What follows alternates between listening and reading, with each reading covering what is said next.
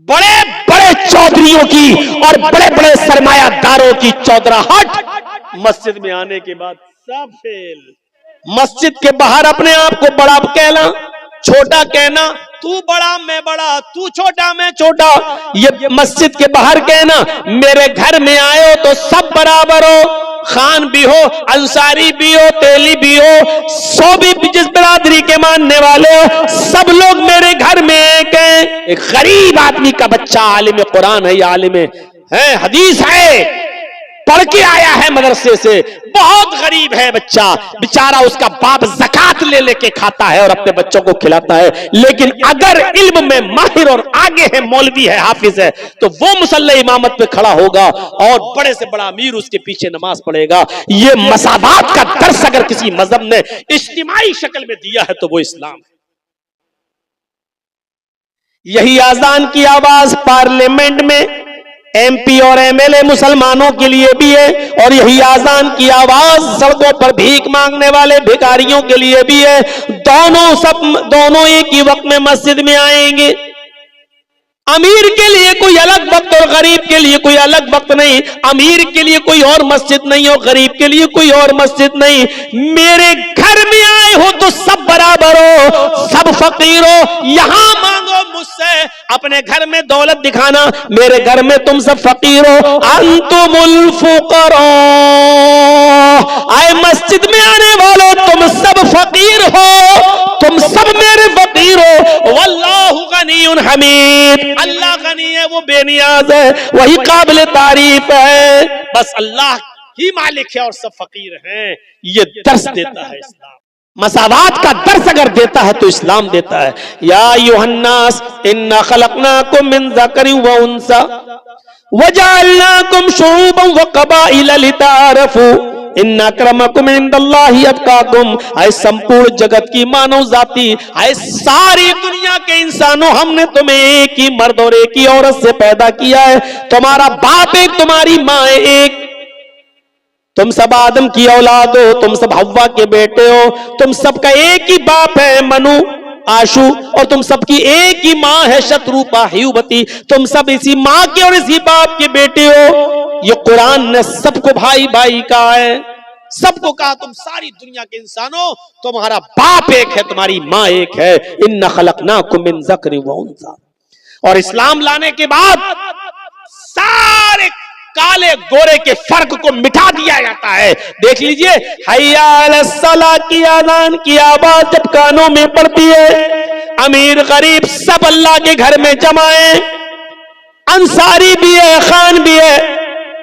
मस्जिद के बाहर अपने आप को बड़ा कहना, छोटा कहना, तू बड़ा मैं बड़ा, तू छोटा मैं छोटा, ये मस्जिद के बाहर कहना। मेरे घर में आए हो तो सब बराबर हो, खान भी हो, अंसारी भी हो, तेली भी हो, सो भी जिस बिरादरी के मानने वाले हो, सब लोग मेरे घर में एक हैं।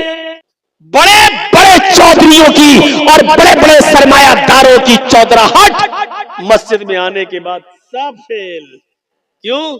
तुम सब फकीर मांगने ही तो आए हो। पूरी नमाज क्या दुआ ही तो है, पूरी नमाज क्या भीख ही तो है। आप अल्लाह से मांगी तो रहे हो, इहदिना सिरातल मुस्तकीम, अल्लाह हमको सीधा रास्ता दिखा। आप मांगी तो रहे हो, अल्लाहुम्मा ग़फ़िरली, अल्लाह मुझे बख्श दे, वरहमनी, मेरे ऊपर रहम फरमा, वहदनी, मुझे हिदायत दे, वआफ़िनी, मुझे आफियत दे, वरज़ुक़नी, और मुझे रिज़्क़ दे। अरे मांग ही तो रहे हो तुम अल्लाह से। पूरी नमाज तो भीख है, यानी आप अल्लाह से मांगने गए हैं।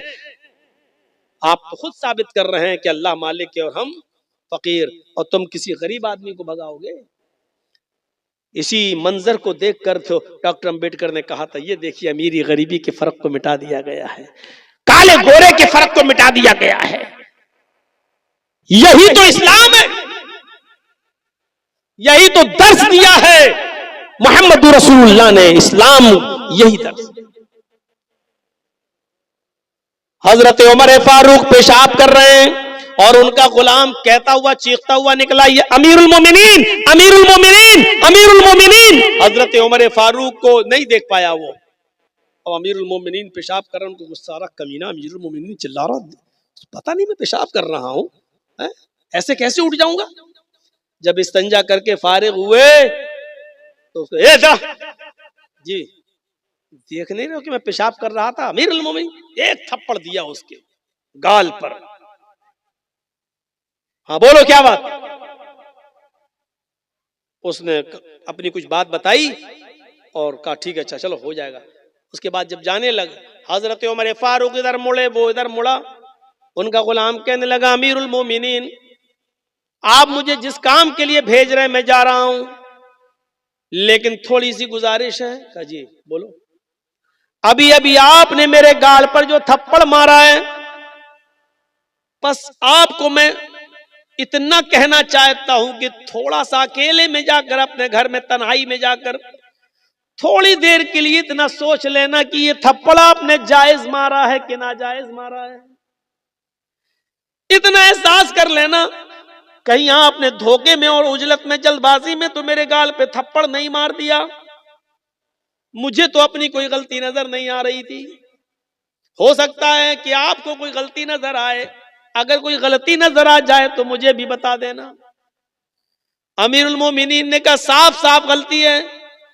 जब तुम देख रहे हो कि मैं पेशाब कर रहा हूं, बैठा हूं इस्तंजे के लिए, फिर तुम अमीरुल मोमिनीन चिल्ला रहे हो। कोई आदमी पेशाब छोड़कर कैसे आ जाएगा? उस आदमी ने जवाब दिया, गुलाम ने, अमीरुल मोमिनीन अल्लाह की कसम खाकर कहता हूं, उसकी इज्जत व जलाल की कसम खाकर कहता हूं, मुझे नहीं मालूम था कि आप पेशाब कर रहे हैं बैठे हुए। मेरी नजर तो आपके ऊपर पड़ी नहीं। मैं रोजाना आपके दरवाजे पर खड़े होकर अमीरुल मोमिनीन कहता था, आज भी मैंने कह दिया ये सोच करके आप अंदर होंगे तो बाहर निकल आएंगे। मैंने घर के दरवाजे पर खड़े होकर अमीरुल मोमिनीन चिल्लाया, मैंने मुड़ के नहीं देखा कि आप इधर नाली के किनारे पर बैठकर पेशाब कर रहे हैं। मेरी नजर आपके ऊपर नहीं पड़ी और इस बात को मैं अल्लाह की कसम खाकर बता सकता हूं, कह सकता हूं। हजरत उमर फारूक ने कहा जब तूने अल्लाह की कसम खाकर इतनी बड़ी बात कह दी तो बात ही खत्म है। फिर मैंने तुझे जो थप्पड़ मारा है वो मेरी गलती है, वो मेरा कसूर है। आए मेरे खादिम, तुम भी ये गाल हाजिर है और तुम भी जोरदार थप्पड़, जितनी जोर से मैंने तुम्हें मारा है उतनी जोर से थप्पड़ तुम मेरे गाल पर मार लो। उसने कहा अमीरुल मोमिनीन मुझे मारना ही नहीं है, बस एहसास दिलाना है। अगर आपको अपनी गलती का एहसास हो गया तो मैंने आपको माफ कर दिया। फरमाया उसको पकड़कर कि तुम इसलिए माफ कर रहे हो क्योंकि मैं अमीरुल मोमिनीन हूं, तुम मेरे नीचे हो, खादिम हो। ऐसा ना हो कि कल कयामत के दिन तुम मेरा गरीबान पकड़ लो और कयामत के दिन तुम मेरा बदला ले लो। नहीं, तुम्हें आज बदला लेना होगा। उस खातिम ने, उस गुलाम ने कहा अमीरुल मोमिनीन मैं उसी अल्लाह की कसम खाकर कहता हूं कि मैंने दिल से आपको माफ कर दिया है। जब आपने अपनी गलती का एतराफ कर लिया है तो मैं दिल से माफ कर रहा हूं। मैं अल्लाह की इज्जत व जलाल की कसम खाकर कहता हूं कयामत के दिन मैं आपसे बदला लेने का कोई हकदार नहीं हो सकता, इसलिए कि मैं आपको इसी दुनिया में अल्लाह के लिए माफ कर रहा हूं। जब हजरत उमर ने ये सुना तब उसको छोड़ा कि जब तुमने अल्लाह की कसम खाकर मुझे माफ कर दिया तो अमीरुल मोमिनीन। ये तो हिंदुस्तान जैसे एक मुल्क के नहीं 22 लाख मुरब्बा मील पर हुकूमत करने वाली शख्सियत, 22 लाख मुरब्बा मील। अरब भी, ईरान भी उसी में, मिस्र भी उसी में, आजरबाईजान भी उसी में, उर्दू भी उसी में, अलजायर भी उसी में, शाम भी उसी में।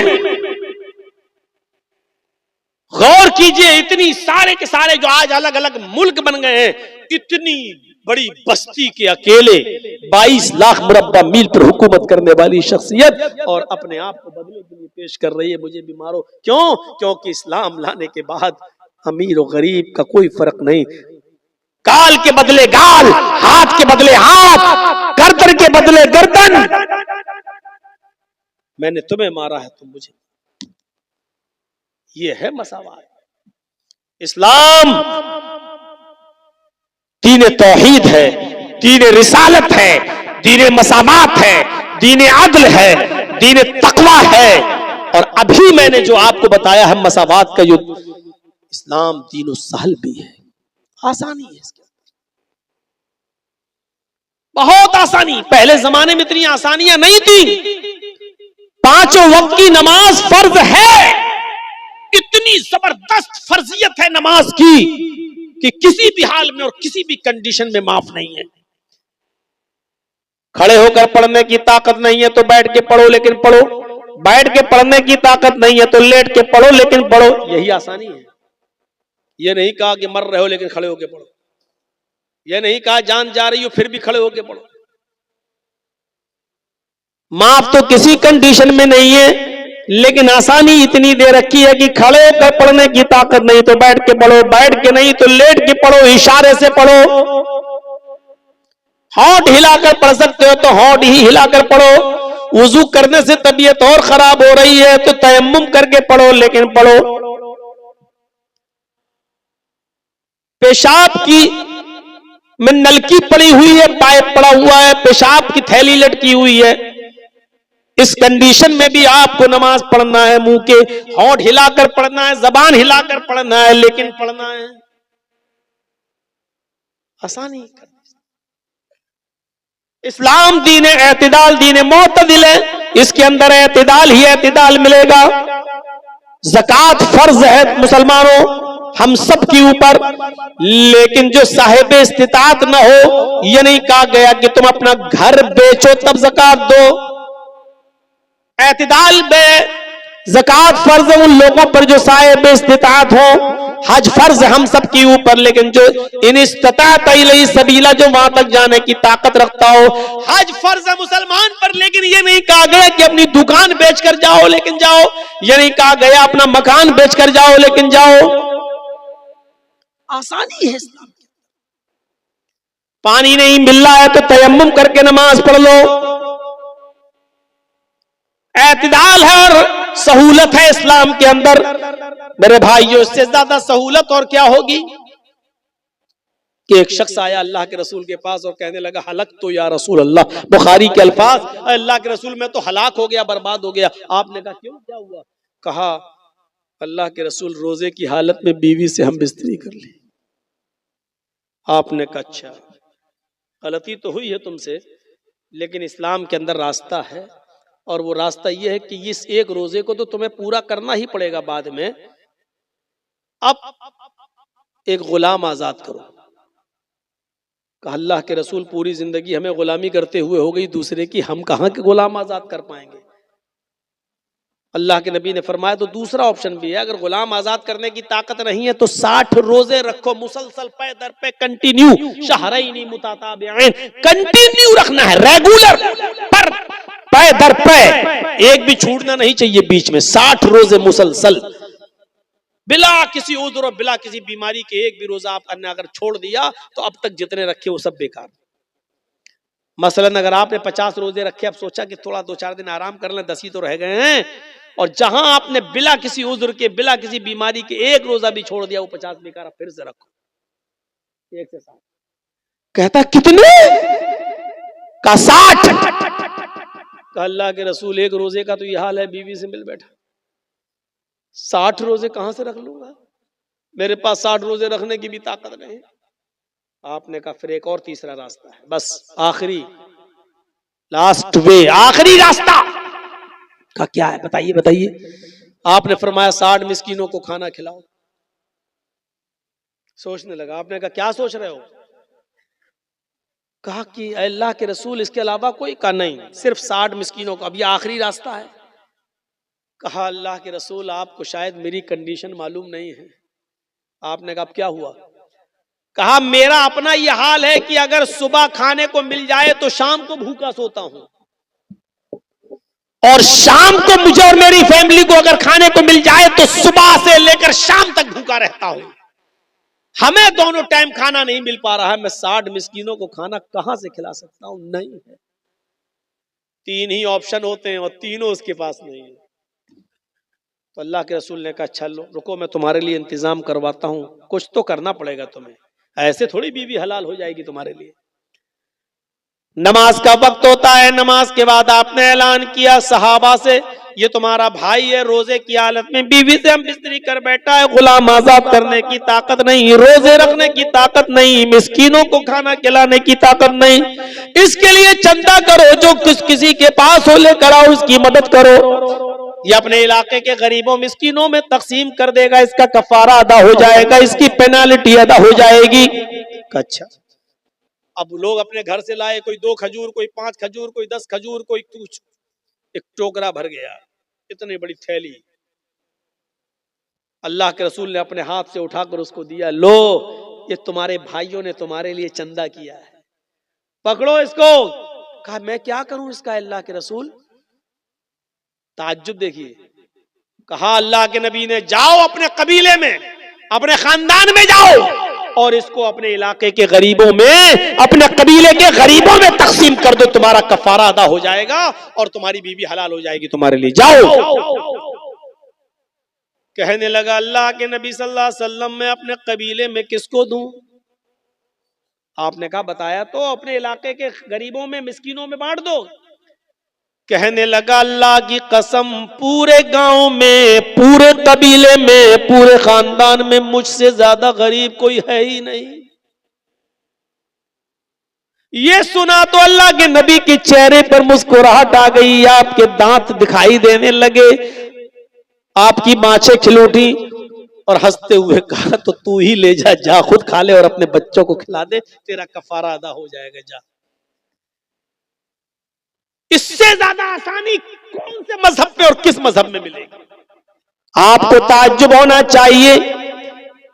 एक मौका तो ऐसा आया कि जब मक्के से मदीना की तरफ अल्लाह के नबी जनाब मोहम्मदुर रसूलुल्लाह तशरीफ ले जा रहे हैं और मदीने में जब एंट्री करते हैं तो मदीने की औरतें अपने छतों के ऊपर चढ़कर देख रही हैं कि देखे मोहम्मदुर रसूलुल्लाह सल्लल्लाहु अलैहि वसल्लम की सवारी किसके मकान पर रुकती है। वो मोहम्मदुर रसूलुल्लाह का दीदार करना चाहती थी। मदीने की औरतें मदीने की अपने घरों की छतों पे चढ़ गई और मदीने की छोटी छोटी बच्चियां 6-6 साल की, 5-5 साल की अपने हाथों में ढोल लेकर दफ बजा रही हैं, दफ बजाती जा रही हैं। मदीने की छोटी छोटी बच्चियां और गीत गाती जा रही हैं। आज मदीने का हर एक शख्स खुश है कि आज मोहम्मदुर रसूलुल्लाह हमारे यहां तशरीफ ला रहे हैं। जब नबी अकरम की सवारी मदीने में एंट्री करती है, मदीने की औरतें छतों पे चढ़ के ये मंजर देख रही हैं कि देखें आज मोहम्मदुर रसूलुल्लाह की सवारी किसके यहाँ रुकेगी। और छोटी छोटी बच्चियां गीत गा रही हैं और उन गीत में अल्फाज उनके ये जबान से अदा हो रहे हैं, तलाल बदरु अलैना मिन सनय्यातिल वदाई, तलाल बदरु अलैना मिन सनय्यातिल वदाई वजब शुक्र अलैना मादा लिल्लाहि दाई। ये अल्फाज उनकी जबानों से अदा हो रहे हैं, उनकी जबान से ये जुमले निकल रहे हैं, तलाल बदरु अलैना मिन सनय्यातिल वदाई। अल्लाह का शुक्र है आज 14वीं रात का चांद फारान की चोटियों से चमका है। आज मक्के से तुलू हुआ है और मदीने में तशरीफ लाया है। आज फारान की चोटियों से 14वीं रात का चांद चमका है, नमूदार हुआ है।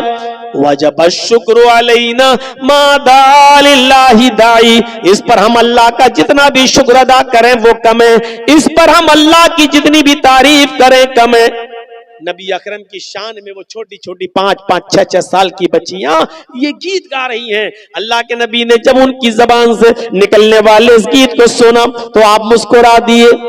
जब आप मुस्कुराए और मदीने की छोटी छोटी बच्चियों ने जब मोहम्मदुर रसूलुल्लाह को देखा तो उनकी जबान से ये जुमला भी निकल गया। एक लड़की छोटी सी बच्ची ने ये जुमला अपनी जबान से अदा कर दिया, वफीना नबियुन यअलमु मा फी गद। आए मदीने वालों, आज हमारे दरमियान एक ऐसे नबी तशरीफ लाए हैं, आज हमारे दरमियान एक ऐसे पैगंबर आ गए जो कल की बात भी जानते हैं, जो कल का इल्म भी रखते हैं, कल क्या होने वाला उनको मालूम है। अल्लाह के नबी जनाब मोहम्मद रसूलुल्लाह ने जब ये जुमला उस छोटी सी बच्ची के मुंह से सुना तो आप अपनी सवारी से उतर गए और उस छोटी सी बच्ची के पास आए और आपने फरमाया दाई हाज़िहिल कलिमात, बेटी इस जुमले को छोड़ दो, बेटा इस जुमले को पढ़ना छोड़ दो, इनको ये जुमला मत पढ़ो, वही पढ़ो जो तुम पहले पढ़ रही थी। तलअल बद्रु अलैना मिन सनयातिल वदाई वजब शुक्र अलैना मा दआ लिल्लाहि दाई, वही पढ़ो, ये ना कहो वफीना नबिय्युन यअलमु मा फी गद, ये मत कहो कि हमारे पास एक ऐसे रसूल आए हैं जो कल की बात जानते हैं। बेटी अल्लाह की कसम मुझे नहीं मालूम कि कल मेरे साथ क्या होगा, तुम्हारे साथ क्या होगा, मुझे कल का इल्म नहीं है। अल्लाह के रसूल ने शिर्क को इतना भी गवारा नहीं किया। आप नहीं चाहते थे कि अल्लाह के इल्म में हमको भी शरीक किया जाए। मेरे भाइयों, उस छोटी सी बच्ची को भी, छोटी छोटी बच्चियों के कपड़ों पे कौन नजर डालता है, छोटी छोटी बच्चियों की हरकतों पे कौन नजर डालता है? लोग कहते बच्ची है, छोटी है, चलो कोई बात नहीं। मेरे भाइयों, अल्लाह के रसूल भी चाहते तो ऊँटनी से आगे बढ़ सकते थे, अरे बच्ची है कह दिया, लेकिन नहीं, आप ऊँटनी से उतरे क्योंकि आप जानते थे कि अगर आज मैंने इसको टोका नहीं और इसके अकल में और दिमाग में अगर ये बात बैठ गई तो फिर बुढ़ापे तक नहीं निकलेगी, क्योंकि बच्चों को जो शुरू में पढ़ाया और बताया जाता है मेरे भाइयों, वो बुढ़ापे तक उनकी अकल में पैबस्त रहता है। जब बड़े होने के बाद उनको कहा जाए कि ये काम छोड़ो तो क्या कहते हैं वो लोग, अरे ऐसे कैसे छोड़ दें, हम अपने बाप दादा के जमाने से करते चले आ रहे हैं, बाप दादा को हमने ऐसे ही करते हुए देखा है। बड़ा मुश्किल हो जाता है किसी चीज को छुड़वाना। अल्लाह के रसूल ने उसी वक्त उन बच्चियों से कहा दई हाज़िहिल कलिमात, इन कलिमात को छोड़ो, वही पढ़ो जो पहले पढ़ रही थी। अल्लाह की कसम मुझे नहीं मालूम कि कल मेरे और तुम्हारे साथ क्या मामला किया जाए। ये इस्लाम की खुसूसियत है मेरे भाइयों। इस्लाम की एक खुसूसियत यह है कि वो दीन तौहीद है। तौहीद हर मजहब में मिलेगी, यहूदियत में तौहीद, ईसाइयत में तौहीद, हिंदू भाइयों में तौहीद, लेकिन साथ में शिर्क भी है। जो ईसाइयत ये कहती हो देयर इज नो गॉड, अल्लाह के अलावा कोई माबूद नहीं है, और उसी ईसाइयत में ये लिखा हुआ हो कि ईसा और मरियम और अल्लाह ये तीनों एक और एक तीन, 1/3 3/1, एक तीन में डिवाइड, तीन एक में, यानी अल्लाह ही ईसा है, अल्लाह ही मरियम है, ईसा ही अल्लाह है, ईसा ही मरियम है, मरियम ही अल्लाह है, मरियम ही ईसा है। यह अकीदा हो जिसका, ईसाइयत में यह है देयर इज नो गॉड, कोई खुदा नहीं अल्लाह के अलावा, लेकिन उसी ईसाइयत में शिर्क भी है। और शिर्क क्या है? वो अल्लाह ही को ईसा और अल्लाह ही को मरियम भी मानते हैं, वो ईसा ही को अल्लाह और ईसा ही को मरियम मानते हैं, वो मरियम ही को अल्लाह और मरियम ही को ईसा भी मानते हैं। एक को तीन और तीन को एक, ईसाइयों का एक बहुत बड़ा तबका इस अकीदे का हामिल है। यहूदियों में चले जाओ तो उज़ैर अलैहिस्सलाम को अल्लाह का बेटा मानते हैं। ईसाइयों का एक दूसरा तबका ईसा को अल्लाह का बेटा कहता, सन ऑफ गॉड, और बाकायदा बाइबल में लिखा है I will pray the father, मैं अपने बाप से ये दुआ करूंगा। ईसा अलैहिस्सलाम ये कह रहे हैं कि मैं अपने पिता से, अपने बाप से ये दुआ करूंगा, यानी अल्लाह से। ईसा अलैहिस्सलाम अल्लाह को अपना बाप मान रहे हैं। ईसाइयों का एक बहुत बड़ा गिरोह ईसा को सन ऑफ गॉड कहता, अल्लाह का बेटा कहता है। हमारे हिंदू भाइयों में भी 33 करोड़ देवी देवता हैं, जहां ये लिखा हो एकम ब्रह्मा द्वितीय नास्ते, एक ही ब्रह्मा है दूसरा नहीं, एक ही ब्रह्मांड का रचयिता और रचनाकार, मास्टर ऑफ वर्ल्ड, एक क्रिएटर ऑफ यूनिवर्स एक ही है दूसरा नहीं। जहां इतनी बड़ी तौहीद हो वहां यह भी लिखा है कि 33 करोड़ देवी देवता हैं तुम्हारे। यचित्तियो यो पिम्मिम्मा नस्तस्मा देवी शोरीरिशा, यजुर्वेद के इस मंत्र को देखिए, जहां ये लिखा हो उसी से मांगो वही सब कुछ देने वाला है। यचित्तियो यो पिम्मिम्मा, उसी से मांगो वही सब कुछ देने वाला है। नस्तस्मा देवी शोरीरिशा, उसके अलावा कोई भी देवी देवता तुम्हें कुछ नहीं दे सकता। जहां इतनी बड़ी तौहीद हो वेदों के अंदर, वहां यह भी हो कि तुम्हारे 33 करोड़ देवी देवता हैं। रोजाना एक देवी को या एक देवता को आप खुश कर सकते हो, और 33 करोड़ को करना जरूरी है। सबको खुश करो। और यह भी कहा एक दिन में एक ही होगा, दो नहीं हो सकते। और एक भी अगर ना खुश रहा, अप्रसन्न रहा, तो जिंदगी भर की तपस्या भंग, जिंदगी भर की इबादत बेकार। अब आप बताइए 33 करोड़ देवी देवताओं को खुश करने के लिए कितना समय चाहिए, कितने दिन चाहिए? 33 करोड़। एक दिन में एक खुश होगा, एक दिन में दो नहीं हो सकते, तो 33 करोड़ दिन चाहिए 33 करोड़ देवी देवताओं को खुश करने के लिए। इंसान के पास इतना समय कहां है कि वो 33 करोड़ दिन तक जिंदा रह सके और 33 करोड़ देवी देवताओं को खुश कर सके। कुरान करीम तौहीद से भरा हुआ, तौहीद की दावत देते हुए कहता कुल हु अल्लाहु अहद, आए नबी कह दो कि अल्लाह एक है, अल्लाहुस समद, वो बेनियाज है, लम यलिद व लम यूलद, इसी पर पूरी तौहीद टिकी हुई है। लम यलिद व लम यूलद, उसने किसी को नहीं जना और न वो जना गया है, यानी उसको भी किसी ने नहीं जना, न उसने किसी को पैदा किया, न उसको किसी ने पैदा किया। लम यलिद व लम यूलद, न वो किसी का बेटा है न उसका कोई बेटा है। लम यलिद, न उसने किसी को जना, यानी न वो किसी का बाप है। वलम यूलद, न वो जना गया, यानी न वो किसी का बेटा है, न उसका बाप है, न उसका बेटा है, न उसकी बीवी है। ये तौहीद है खालिस। ये है उदूनी अस्तजिब लकुम, मुझसे मांगो मैं तुम्हें दूंगा। ला तदू मिन दूनिल्लाहि मा ला यनफउका वला यजुर्रुक फइन फअलत फइन्नका इज़म मिनज़ ज़ालिमीन। अल्लाह को छोड़कर तुम किसी ऐसी हस्ती को मत पुकारो, अल्लाह को छोड़कर तुम किसी ऐसी हस्ती की इबादत न करो, किसी को अपनी हाजत रवाई और मुश्किल कुशाई के लिए मत पुकारो। मा ला यनफउका वला यजुर्रुक, जो तुम्हें न नफा पहुंचा सकती है न नुकसान पहुंचा सकती है।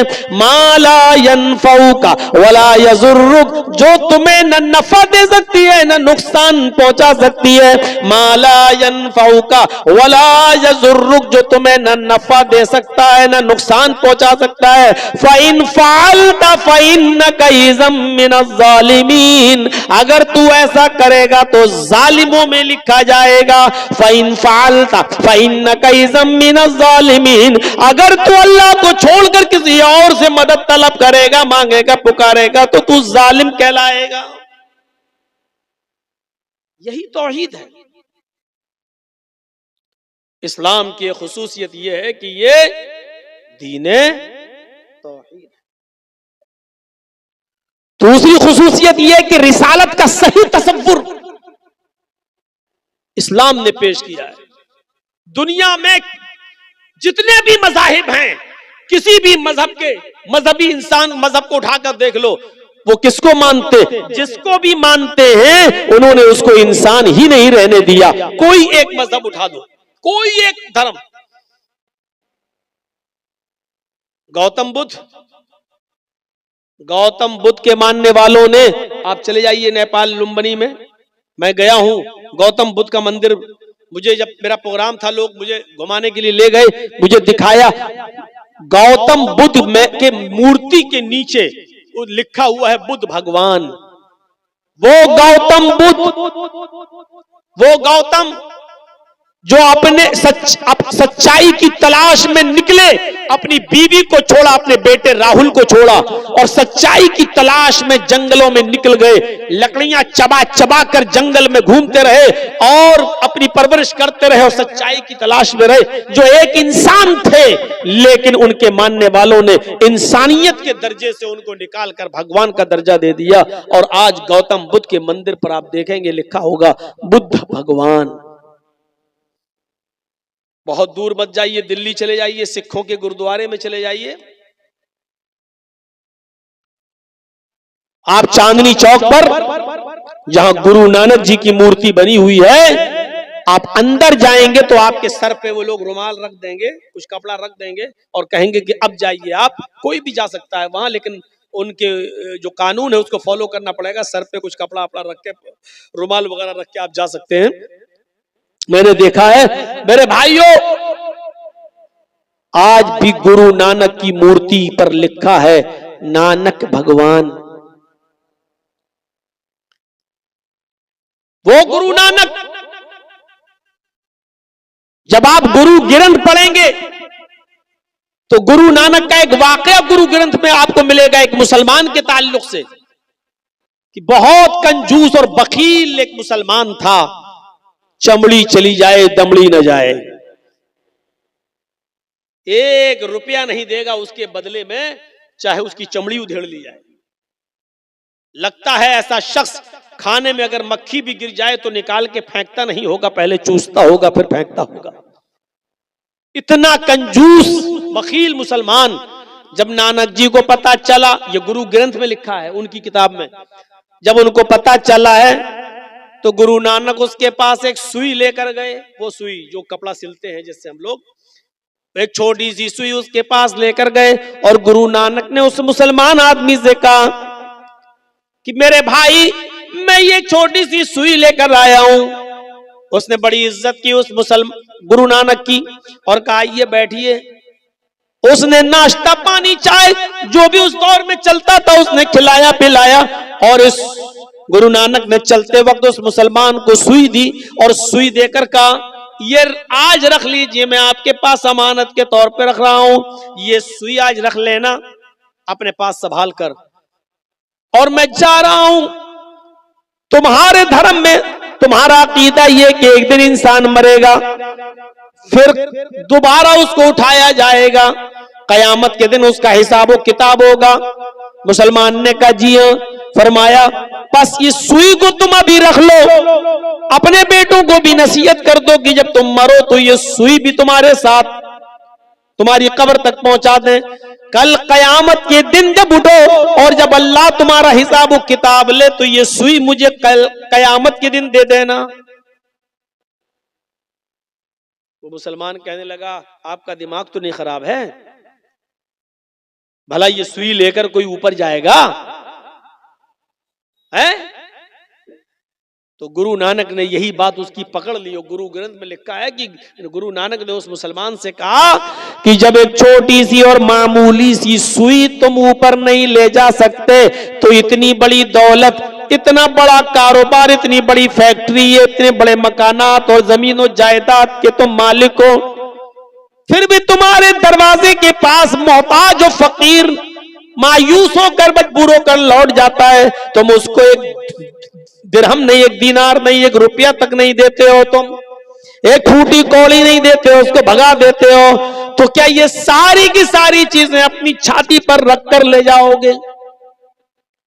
उस मुसलमान पर बड़े बड़े मुल्ला मौलवियों का असर न पड़ा, लेकिन गुरु नानक की इस बात का इतना असर पड़ा कि गुरु नानक लिखते, गुरु ग्रंथ में लिखा है कि उस मुसलमान ने गुरु नानक की बात मानकर अपनी जमीन और जायदाद सदका और खैरात कर दी, अपना मालो दौलत तकसीम कर दिया, सब गरीबों और मिस्कीनों में लुटा दिया।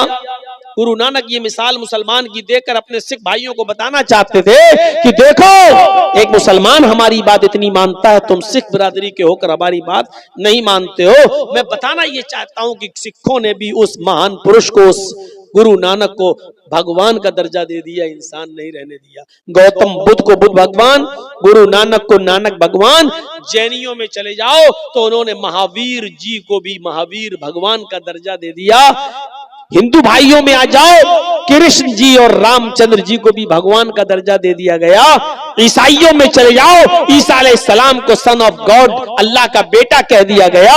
मुझे बताओ दुनिया में ऐसा कौन सा मजहब बाकी है जहां उन्होंने अपने यहाँ आने वाले महान पुरुष को पुरुष और इंसान ही रहने दिया हो, सिवाय इस्लाम के। इस्लाम वो मजहब है जो अपने दरमियान आए हुए पैगंबर जनाबे मोहम्मद रसूलुल्लाह को इंसान मानता है, भगवान खुदा का दर्जा नहीं देता है, बल्कि अल्लाह ताला अपने नबी की जबान से यह ऐलान भी करवा रहा है कि आए नबी कह दो कहीं ऐसा न हो कि आपके इंतकाल के बाद दुनिया वाले आपको भी पूजने लगे, आपकी भी इबादत करने लगे, आपको भी भगवान का या खुदा का दर्जा दे दें। इसलिए अपनी जबान से कह दो। अल्लाह के नबी ने इस दुनिया में अपनी जबान से ऐलान किया, कुल इन्नमा अना बशरुम मिस्लुकुम, कुल इन्नमा अना बशरुम मिस्लुकुम। आए नबी कह दो कि मैं तुम्हारी तरह का एक बशर हूं। आए नबी कह दो कि मैं तुम्हारी तरह का एक इंसान हूं। आए नबी कह दो कि मैं तुम्हारी तरह एक बशर हूं, तुम्हारी तरह मिस्लुकुम। उठने में, बैठने में, लेटने में, सोने में, जागने में, खाने में, पीने में, चलने में, फिरने में, शादी ब्याह में, बीमारी में, सेहत में, मैं तुम्हारी तरह का एक इंसान हूं। तुम्हारे दो हाथ मेरे भी दो हाथ, तुम्हारे दो पैर मेरे भी दो पैर, तुम्हारा एक सर मेरा भी एक सर। तुम्हें बीमारी होती है मैं भी बीमार होता हूं, तुम्हारे बीवी बच्चे मेरे भी बीवी बच्चे, तुम खाते हो पीते हो मैं भी खाता हूं और पीता हूं।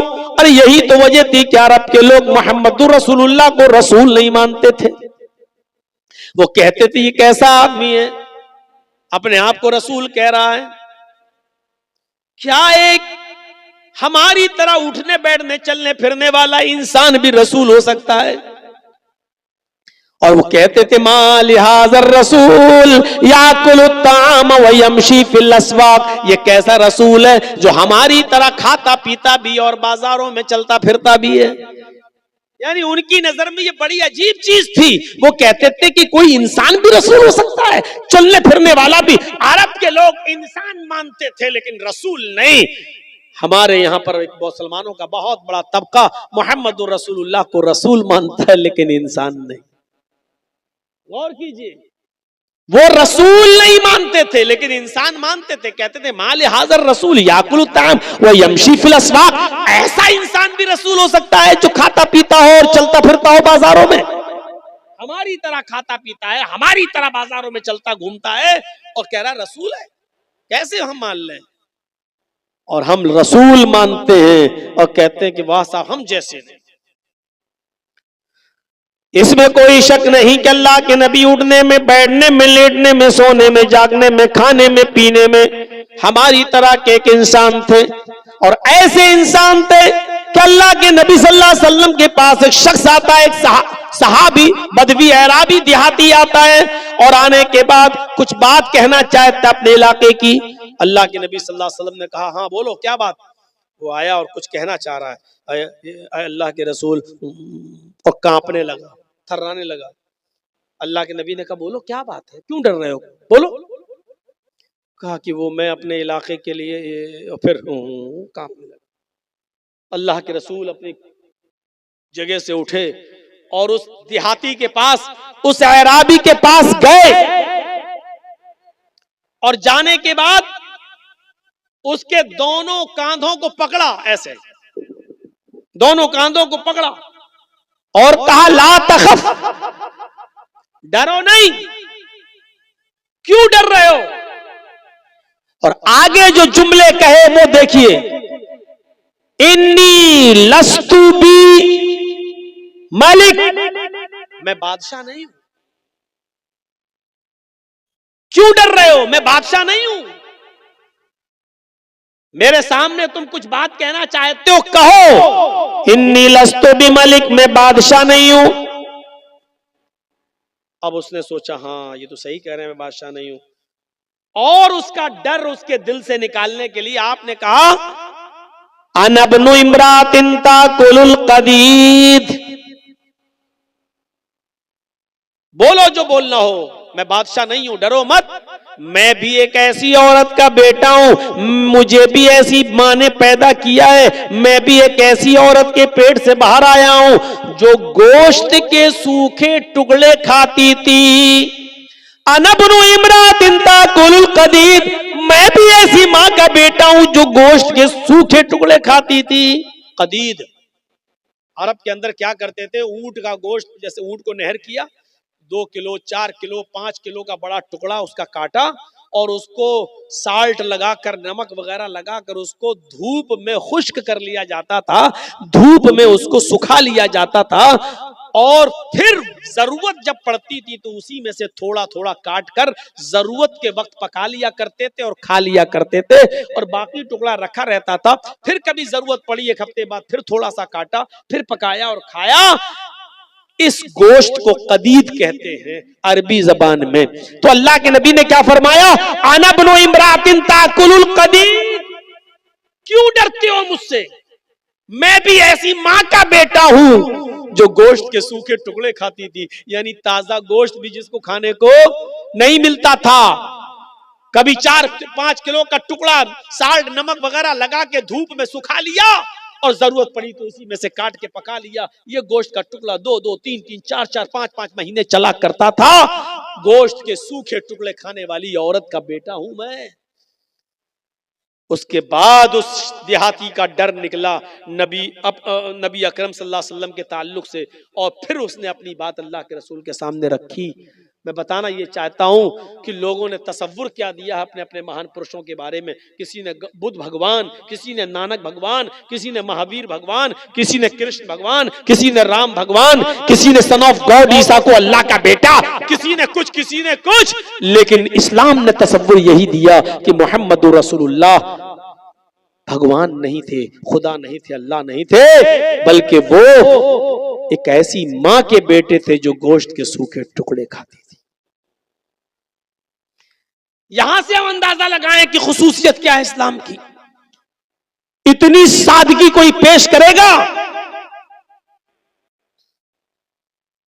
अल्लाह के नबी सल्लल्लाहु अलैहि वसल्लम ने भी कभी अपनी जबान से ऐसे जुमले अदा नहीं किए, न करवाए, बल्कि आपको लोगों को यह सिखाने में अच्छा लगता था कि ला इलाहा इल्लल्लाह मुहम्मदुर रसूलुल्लाह, मुहम्मदुर रसूलुल्लाह के अलावा आप ये कहलवाया करते थे कि ये कहो अशहदु अन्ना मुहम्मदन अब्दुहु व रसूलुहु। इसमें अब्दियत का इकरार भी है और रिसालत का इकरार भी है। इस बात का इकरार करो और गवाही दो कि अल्लाह के अलावा कोई माबूद नहीं, और इस बात की भी गवाही दो कि मोहम्मद अब्दुहु अल्लाह के बंदे हैं और उसके रसूल हैं। इस बात का इकरार करो कि पहले बंदे हैं और बाद में रसूल हैं। तो मेरे भाइयों, ये इस्लाम ने तालीम दी है और शिक्षा दी है। जब आपने यहूद और नसारा को देखा, जब आपने यहूद और नसारा को देखा कि वो अपने अपने नबियों की कब्रों को सजदा कर रहे हैं, तो आपको बड़ा मलाल हुआ। कुछ लोग हियरा बस्ती है एक मुल्क के शाम के अंदर, कुछ लोग कुछ हियरा बस्ती से आए मुसलमान, वहां उन्होंने उस बस्ती के अंदर शाम में देखा कि वहां के यहूदी और ईसाई अपने अपने आलिमों को और अपने अपने बुजुर्गों को सजदा कर रहे हैं। तो ये लोग अल्लाह के नबी के पास जब मदीने आए तो अल्लाह के रसूल से कहने लगे, आए अल्लाह के नबी सल्लल्लाहु अलैहि वसल्लम, मैंने हीरा बस्ती के अंदर शाम के इलाके में यहूदी और ईसाइयों को देखा है कि वो अपने अपने नबियों को और अपने अपने बुजुर्गों को सजदा कर रहे हैं, तो क्या मैं आपको सजदा ना करूं? फिर उन्होंने एक और सवाल कर दिया, अल्लाह के नबी, जब आप इंतकाल फरमा जाएं, जब आप इस दुनिया से रुखसत हो जाएं और आपको कब्र में दफन कर दिया जाए, अल्फाज देखिए हदीस के, फरमाया अल्लाह के नबी सल्लल्लाहु अलैहि वसल्लम ने, क्या उन लोगों ने पूछा क्या मैं आपको सजदा ना करूं? जब यहूद और नसारा अपने अपने बुजुर्गों को, उलमा को सजदा कर रहे हैं, तो आप तो ज्यादा हकदार हैं, मैं आपको सजदा ना करूं? तो अल्लाह के नबी ने क्या कहा उनसे, लौ मररता बिक़ब्री अन अतसजुदु लहू, लौ मररता बिक़ब्री अतसजुदु लहू, क्या कल मेरे इंतकाल के बाद तुम मेरी कब्र के पास से गुजरोगे तो क्या तुम उसको सजदा करोगे? वो क्या कह रहे हैं, अय अल्लाह के रसूल, मैंने देखा है कि लोग अपने अपने उलमा को सजदा कर रहे हैं, यहूद और नसारा अपने अपने बुजुर्गों को सजदा कर रहे हैं, तो क्या मैं आपको सजदा ना करूं? वो जिंदगी में इजाजत मांग रहे हैं साहबा, क्या मैं आपको सजदा ना करूं? और आप जिंदगी में तो छोड़ो, आप उनसे सवाल कर रहे हैं, लऊ मररत बिक़ब्री तस्जुदु लहू, क्या तुम मेरी कब्र के पास से गुजरोगे तो सजदा करोगे? कोई मुआफिकत देख रहे हैं सवाल और जवाब में? वो इजाजत मांग रहे हैं साहबा कि मैं क्या आपको सजदा ना करूं, यानी आप भी तो जिंदा, क्या मैं आपको सजदा ना करूं? तो अल्लाह के रसूल सल्लल्लाहु अलैहि वसल्लम कह रहे हैं, क्या तुम मेरी कब्र के पास से गुजरोगे तो सजदा करोगे? यानी आपको फिक्र अपनी जिंदगी की नहीं है, आपको फिक्र है अपने इंतकाल के बाद कहीं ये लोग मेरी कब्र को सजदा ना करने लगे।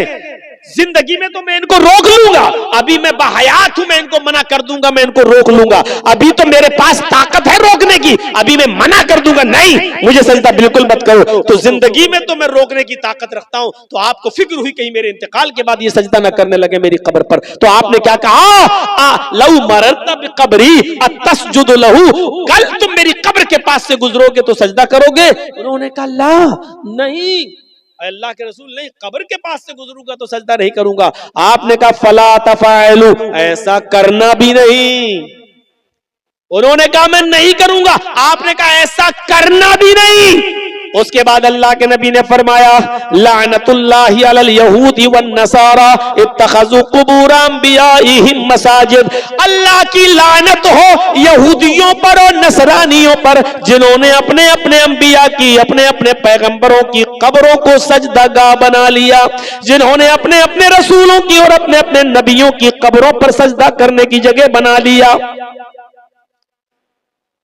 साहिब अर्रहीक़ुल मख्तूम मौलाना सफ़ीउर रहमान साहब मुबारकपुरी रहमतुल्लाह अलैह की किताब पढ़िए, माया नाज तसनीफ अर्रहीक़ुल मख्तूम।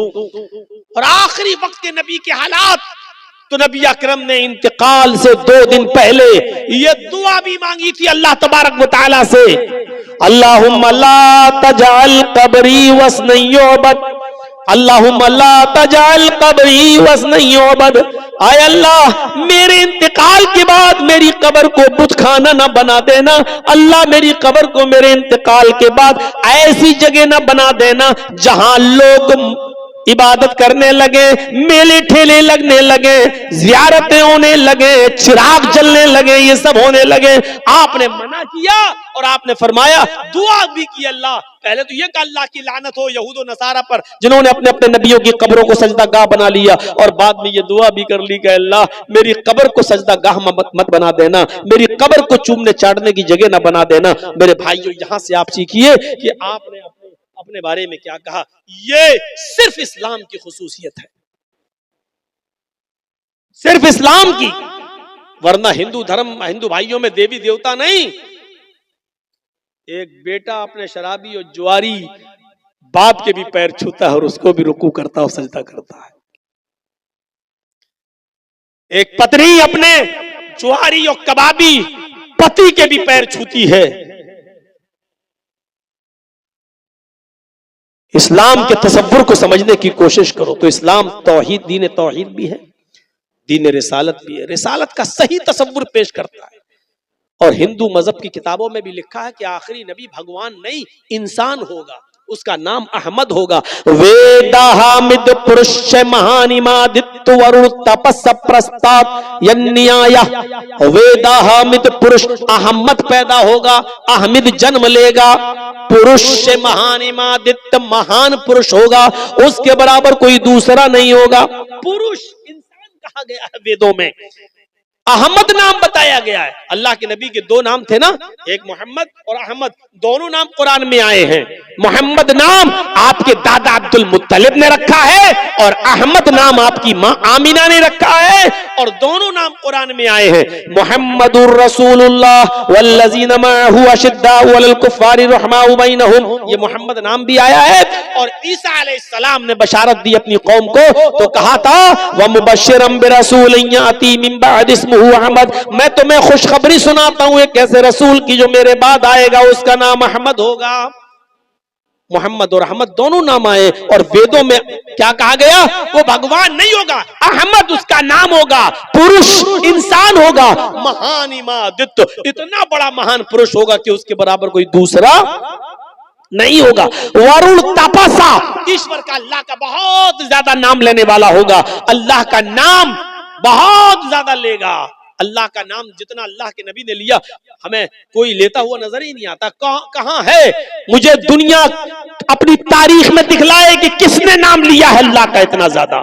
सुबह से लेकर सोने तक, उठे बिस्तर से, सबसे पहले आंख खुली, आंख खुलते ही अल्लाह का नाम, अल्हम्दुलिल्लाहिल्लज़ी अहयाना बअदा मा अमातना व इलैहिन नुशूर।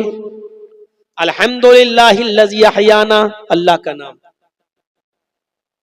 अब नमाज पढ़ने के लिए उठ रहे हैं, चाहे तहज्जुद हो या फजर की नमाज हो, तो वुजू बनाने के लिए जैसे ही बैठे, बिस्मिल्लाह, अल्लाह का नाम। वुजू बनाकर फारिग हुए, अशहदु अल्ला इलाहा इल्लल्लाह, अल्लाह का नाम। मस्जिद में कदम रखने जा रहे हैं नमाज फजर के लिए, जैसी मस्जिद में कदम रखते हैं, अल्लाहुम्मा फ़्तह ली अबवाबा, अल्लाह का नाम। अल्लाहुम्मा फ़्तह ली अबवाब रहमतिक, अल्लाह का नाम। मस्जिद में दाखिल होते हैं, नमाज शुरू करते हैं, अल्लाहु अकबर, अल्लाह का नाम। जब तक खड़े हैं अल्लाह की हम्दो सना और तारीफ, अल्लाहुम्मा बाइद बैनी व बैना खताया या सुब्हानक अल्लाहुम्मा व बिहम्दिका व तबारक अस्मुका, अल्हम्दुलिल्लाहि रब्बिल आलमीन अर्रहमानिर रहीम मालिक यौमिद्दीन, अल्लाह की हम्दो सना। अब रुकू में जा रहे हैं तो अल्लाहु अकबर, अल्लाह का नाम। जब तक रुकू में अल्लाह का नाम, सुब्हानक अल्लाहुम्मा रब्बना व बिहम्दिका अल्लाहुम्मा इग़फिरली, अल्लाह का नाम। या सुब्बुहुल कुद्दूसुन रब्बुल मलाइकति वर्रूह, अल्लाह का नाम। या सुब्हान रब्बियल अज़ीम, रब का नाम। रुकू से उठ रहे हैं तो समी अल्लाहु लिमन हमिदा, अल्लाह का नाम। सजदे में जा रहे हैं तो अल्लाहु अकबर, अल्लाह का नाम। जब तक सजदे में है अल्लाह का नाम। दोनों सजदों के बीच में बैठे हुए हैं तो रब्बिग़फिरली, रब्बिग़फिरली, अल्लाह का नाम, रब का नाम। या अल्लाहुम्मा ग़फिरली वरहमनी वहदनी वआफ़िनी वरज़ुक़नी, अल्लाह का नाम। आखिरी रकात में बैठे तो अत्तहियात में बैठे तो अल्लाह का नाम, अत्तहियातु लिल्लाहि वस्सलावातु वत्तय्यिबात, अल्लाहुम्मा सल्लि अला मुहम्मद, अल्लाहुम्मा बारिक अला मुहम्मद, अल्लाहुम्मा इन्नी अऊज़ु बिका मिन अज़ाबिल क़ब्र व अऊज़ु बिका मिन फितनतिल मसीहिद दज्जाल, या अल्लाहुम्मा इन्नी ज़लमतु नफ़्सी ज़ुल्मन कसीरन व ला यग़फ़िरुज़ ज़ुनूबा इल्ला अंत। अल्लाह के नबी ये दुआ पढ़ा करते थे, अल्लाहुम्मा इन्नी अऊज़ु बिका मिन अज़ाबिल क़ब्र। और अबू बकर सिद्दीक ये दुआ पढ़ा करते थे, अल्लाहुम्मा इन्नी ज़लमतु नफ़्सी ज़ुल्मन कसीरा।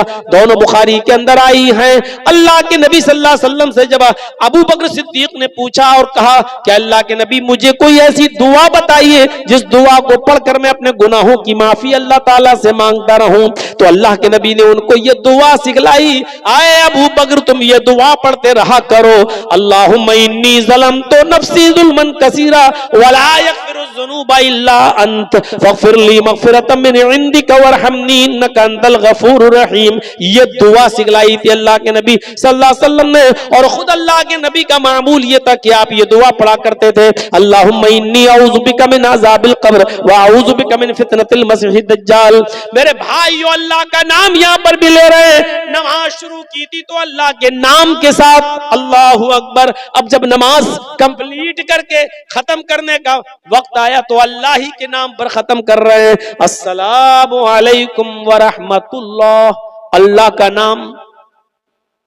नमाज से फारिग, अब जब तक मस्जिद में बैठे अल्लाह का नाम, अल्लाहु अकबर, अस्तगफिरुल्लाह, अस्तगफिरुल्लाह, अस्तगफिरुल्लाह, अल्लाहुम्मा अंतस्सलाम व मिनकस्सलाम, अल्लाहु ला इलाहा इल्ला अंता सुब्हानका इन्नी कुन्तु मिनज़ ज़ालिमीन, या ला इलाहा इल्लल्लाह वहदहु ला शरीका लहु लहुल मुल्कु व लहुल हम्द व हुवा अला कुल्लि शैइन क़दीर, अल्लाहु ला इलाहा इल्ला हुवल हय्युल क़य्यूम ला तख़ुज़ुहु सिनतुन व ला नौम, क़ुल अऊज़ु बिरब्बिल फ़लक़ क़ुल अऊज़ु बिरब्बिन नास क़ुल हुवल्लाहु अहद, सुब्हानल्लाह, अल्हम्दुलिल्लाह, अल्लाहु अकबर। जब तक मस्जिद में बैठे हैं अल्लाह का नाम। अब मस्जिद से निकल रहे हैं तब भी अल्लाह का नाम, अल्लाहुम्मा इन्नी अस्अलुका मिन फ़ज़लिक, घर में दाखिल हो रहे हैं तो अस्सलामु अलैकुम व रहमतुल्लाह, घर से बाहर निकल रहे हैं बिस्मिल्लाहि तवक्कलतु अलल्लाह रब्बी व रब्बुकल्लाह, किसी आदमी से मुलाकात हो गई अस्सलामु अलैकुम व रहमतुल्लाह, मुसाफा कर रहे हैं तो यगफिरुल्लाहु लना व लकुम, छींक आई तो अल्हम्दुलिल्लाह, सामने वाला छींक दिया और उसकी मुंह से निकल गया अल्हम्दुलिल्लाह, तो उसको जवाब दे रहे हैं यरहमुकल्लाह। कपड़ा पहन रहे हैं तो अल्लाह का नाम, कपड़ा उतार रहे हैं तो अल्लाह का नाम, घर में दाखिल हो रहे हैं तो अल्लाह का नाम, घर से निकल रहे हैं तो अल्लाह का नाम, किसी ऊंची जगह पर चल रहे हैं तो अल्लाहु अकबर, किसी ऊंचाई से नीचे, पहाड़ी से नीचे उतर रहे हैं तो सुभान अल्लाह। एक मिनट ऐसा बता दो कि जिस मिनट में मोहम्मद रसूलुल्लाह की जबान अल्लाह का नाम न ले रही हो। खाना खा रहे हैं तो बिस्मिल्लाह, खाना खा के फारिग हुए तो अल्हम्दुलिल्लाह। अगर अपनी बीवी से अपने जायज मुतालबात पूरे कर रहे हैं तो उधर भी अल्लाह का नाम, अल्लाहुम्मा जन्निब शैतान व जन्निब शैतानी मा रज़क़ना। गौर करो मेरे भाई, यहां तक कि लैट्रीन और पेशाब और पैखाने में जा रहे हैं तो उधर भी अल्लाहुम्मा इन्नी अऊज़ु बिका मिनल खुब्सी वल खबाइस। पूरा दिन आपका गुजर गया अल्लाह का नाम लेते लेते, अब बिस्तर पे सोने की बारी आई, उठे थे तो अल्लाह का नाम लेकर, अब सो रहे हैं तब भी अल्लाहुम्मा बिइस्मिका अमूतु व अहया वरुण तपसा, अल्लाह का बहुत नाम लेगा। अल्लाह का इतना नाम लिया है तो सिर्फ जनाब मोहम्मद रसूलुल्लाह सल्लल्लाहु अलैहि वसल्लम ने। तो इस्लाम की खुसूसियत क्या है कि ये दीन तौहीद भी है, दीन रिसालत भी है, दीन मसावात, बराबरी का सबसे बड़ा अलंबरदार, मसावात का सबसे बड़ा अलंबरदार। आज भी सेकुलर की बातें होती है, लेकिन आज भी किसी मंदिर के अंदर किसी हरिजन की एंट्री आज भी नहीं होती। आज भी कोई ऊंची कौम का आदमी किसी नीची कौम जात की बरादरी के आदमी के साथ एक थाली में नहीं खा सकता है। आज भी ब्राह्मण और हरिजन दोनों एक साथ मिलकर किसी मंदिर में पूजा नहीं कर सकते। डॉक्टर अंबेडकर ने यही सब चीजें तो देखी थी, तो उन्होंने छोड़ दिया था हिंदू धर्म और कहा था कि मैं इस्लाम कबूल कर रहा हूं। लेकिन महात्मा गांधी ने कह दिया कौन सा इस्लाम? हनफी, शाफी, मालिकी, हम्बली, शिया, सुन्नी, बरेलवी, कादियानी, चकलालवी, रिजवी, अहले हदीस। ये क्या, उन्होंने इतने नाम गिना दिए। उन्होंने कहा ओफो, कुरान पढ़ा तो समझ में आ गया, मैं इस्लाम लाने के लिए तैयार।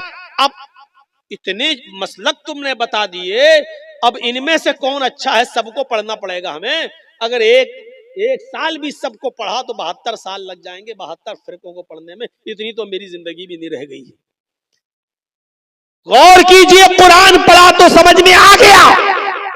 और जब महात्मा गांधी ने उनके सामने हनफी, शाफी, मालिकी, हम्बली, चकवालवी, कादियानी, शिया, सुन्नी, बरेलवी, ये वहाबी, ये सब रखा तो उनका दिमाग चकरा गया। उन्होंने कहा मैं इस्लाम भी छोड़ रहा हूं, अब मैं बौद्ध धर्म कबूल कर रहा हूं। फिर वो बुद्धिस्ट बन गए अपने 20,000 अनुयायियों के साथ।